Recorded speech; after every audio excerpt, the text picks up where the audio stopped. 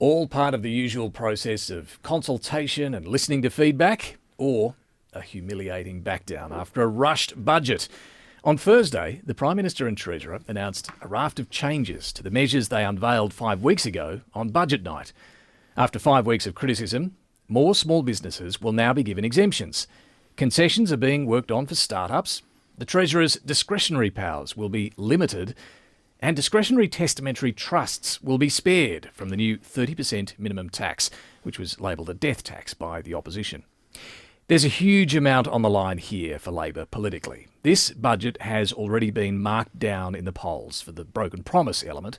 The risk now is it's also remembered as a chaotic attempt at reform that required patch-ups rather than a considered effort to deliver important change. Either way, Labor wants these changes passed through the Parliament in the next 2 weeks. It needs the support of the Greens and is confident it will get it. And so, ahead of this critical sitting fortnight, I'm keen to take a closer look at where the government has landed on this policy. What will it mean for business? I'm David Speers on Ngunnawal Country at Parliament House in Canberra. Welcome to Insiders on Background. Andrew McKellar is the Chief Executive of the Australian Chamber of Commerce and Industry, which represents business big and small. Welcome. Great, David. Good to be here. So, look, you've been a critic of these changes from budget night. What do you think of where the government has now landed with these concessions? Well, look, we're concerned that it is a patch-up at the end of the day. The original policy as it announced really was very detrimental to business. You are not going to get increased business investment in this country if you put more tax on it. And even with the changes that the government has announced, there's still going to be higher tax on a lot of investment that's covered currently by the capital gains tax. So we really don't think that the things that they've tried to change yesterday are going to make a sufficient difference. You cannot ameliorate what's been done by just trying to limit the damage. But there will be a change now for those businesses with a turnover up to $10 million. Will those businesses actually be worse off or better off or no difference?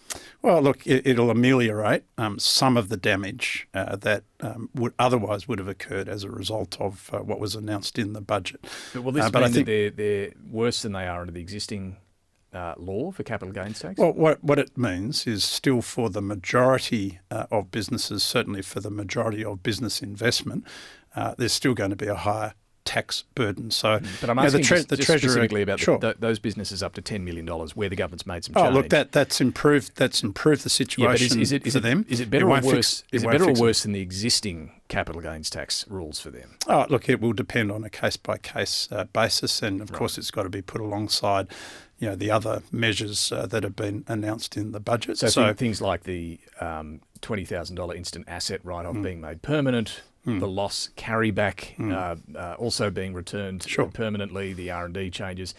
Is it possible some businesses will be better off? Oh, look, I think at the lower end, it's entirely possible that some businesses will benefit, but for the majority. And I think the test of this is, if you listen to what the Treasurer said in announcing these changes, 1/17 of the revenue is being returned back into the system here, 16/17. So between 5 and 6% of the revenue is foregone now. They're keeping, more than 95%. But also, if you listen to the Treasurer, he says 98% of Australian businesses will now have these more generous rules. Yeah. So for those businesses, this is what I'm trying to get to. Are they going to be better off than they are under the existing capital gains tax scheme? When you include the budget as a whole, including those instant asset write-offs, will they be better off? Well, I think this is playing with statistics. 2.7 million small businesses. Of course, the majority of those are sole traders. When you look across the whole spectrum of business and where the impact of this will be in terms of shifting the needle on business investment, this is still going to be a net negative for the Australian economy. Okay. And I mean, that's the reality. But for the sole traders and the smallest operators, they could be better off. Well, some of them will. And in fact, a lot of those are not paying a lot of tax in the first place, and they're not paying a lot of capital gains tax in the first place. So I really don't think that goes to solving the fundamental heart of the problem that we had with this issue in the first place. So your membership would be those bigger than sole traders. You represent small business, medium size and big business. For your membership, you're concerned this is still going to cost them. Well, we represent business across the whole spectrum. So it's, small business, medium-sized business and larger businesses. But of course, a key part of our constituency is businesses that employ people. For that's above a sole trader. So, when we get to the heart of this, the net impact across the economy, it can't be positive. It is resulting in a higher level of overall taxation on business investment. That's not going to boost business investment. It's not going to boost productivity. And that's the heart of the problem here. It really is, I think, a dead weight on ambition and incentive in the economy. That's the fundamental issue. Now, obviously, your organisation represents business. You're never going to support something that sees business pay more tax. But again, the Treasurer says, at least in the first 4 years, all of it's being returned in a tax cut through the Working Australians tax offset plus these business measures that we mentioned. Do you think a lot of Australians might feel that this is something worthwhile for them? Well, I'm not sure that that's the case. So if you look at the totality of this, out over the longer term, the Treasurer has said that, if you take the negative gearing and capital gains tax measures together, even with the other things that are on the other side of that, it's a net revenue increase of about $40 billion. Of course, then we have the changes to trust arrangements, which really at this stage haven't been fully scrutinised. And I think that's a whole new can of worms. So when we get into that level of detail, that's another $40 billion. So, there's a huge, revenue hit that's coming through into the economy. So and there'll be another, business has got to absorb that. Yeah, on the trusts, they're not legislating that, I think, till later in this year. Yeah. There'll be another fight over that. Well, look, I think, that's a whole new level. I mean, I think it'll make capital gains tax potentially look like a Sunday school picnic. It's something that really goes to the heart of the way many businesses, family and small businesses, are structured in Australia. So if you think about really every small to medium home builder in Australia, almost every pharmacy in Australia, news agents, cafes, every Greek cafe or restaurant in Melbourne, they're probably structured through some sort of discretionary or family trust. So, the level of complication for those businesses to have to think about restructuring in the future, really there's going to be a lot of work that has to be done to address that. You think the government might have to back down on trusts later this year as well? Well, I don't know, but it's certainly going to be a very complicated issue. Okay. The impact on restructuring is going to be a major point that has to be dealt with, and I understand that the government will be bringing forward another consultation paper on that topic. Obviously, we await to see the detail of that. I want to ask you about consultation because the Treasurer has talked a lot about there was consultation before the budget, and then since the budget in the last 5 weeks, there's been a lot of consultation, and this is all just part of listening to that feedback. What's the consultation been like? How would you describe it? Oh, look, I wouldn't say that this has been a model process by any stretch of the imagination. I think obviously we understand that in the formation of a budget, there are limitations on how far government will go as they're considering options and making decisions. So that's taken. But I think really, in terms of a model process for tax reform, this has been very piecemeal. And the level of consultation isn't where I would have expected it to be. Really, we would expect that there would be a process where a full set of options would be tabled, would be brought forward. Potentially, this is where the Productivity Commission could have played a role.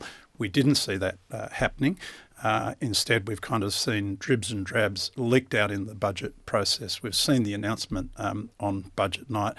we've seen the impact that that's had, and now, of course, we've seen the reversals and changes that have come out of that. So I think where this kind of ends up is this is starting to look a little bit like, one of those American celebrities who's had a bit too much plastic surgery, and it ends up, they might think it looks beautiful, but to everybody else, it's just a freak show. Okay. Well, I assume are you saying this is a freak show of a tax reform? Well, it's far from beautiful. Okay. It's far from beautiful. And you're clearly not happy with the consultation process. Do you trust Jim Chalmers? Oh, look, of course, we trust the Treasurer. We seek to take him at his word. At the end of the day, we make a judgment about the policies that government announces. We don't agree with the thrust of those policies. We would have liked to have seen a much more comprehensive approach to tax reform here. And if I go back to the Economic Reform Roundtable last year, that's what business was pushing for in that context. We thought that there was a fair hearing in that process. There were a couple of issues that were identified, the intergenerational equity pieces, but also the need for stronger encouragement of business investment. Now, nobody that went through that process, me included, would have expected that the outcome of a discussion around the need to encourage stronger business investment would be higher tax on business investment. So in hindsight, do you feel that was a stitch-up, that roundtable? I wouldn't say a stitch-up, but I would say that I think where we are now is not consistent with what I would have expected would have come out of that process. Look, I want to ask you about something else while we've got you. One Nation has rocketed ahead in the polls this week. We heard Pauline Hanson at the National Press Club calling for an overhaul of industrial relations. It's something Liberals have been a bit afraid of talking about much for some time.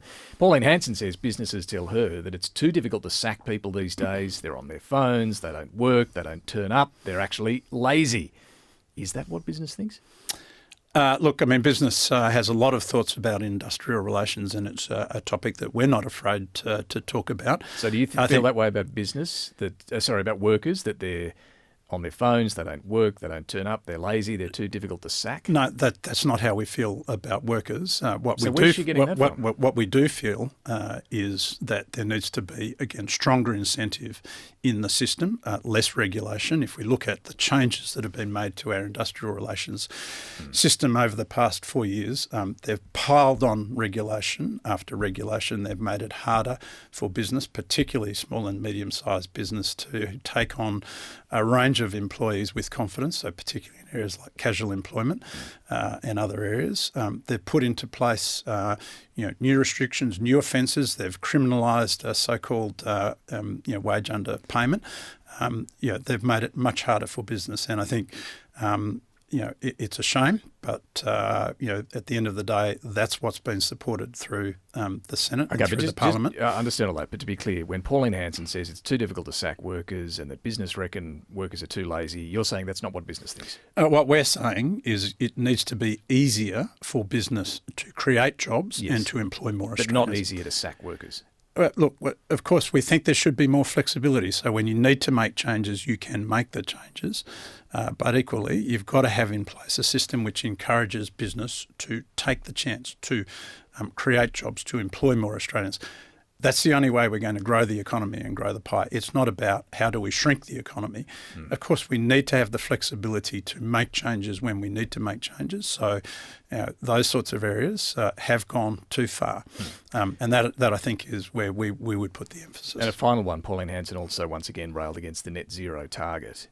Do you still support the net zero target? Well, we do support a goal of net zero. I think what the legitimate question here is, do we have all of the variables in play to get the energy solutions that we need and to ensure that we've got that at the most affordable rate that we can. But should I read anything into your use of the word goal there rather than target? Well, I think they're aligned. I think clearly, are we on track at the moment?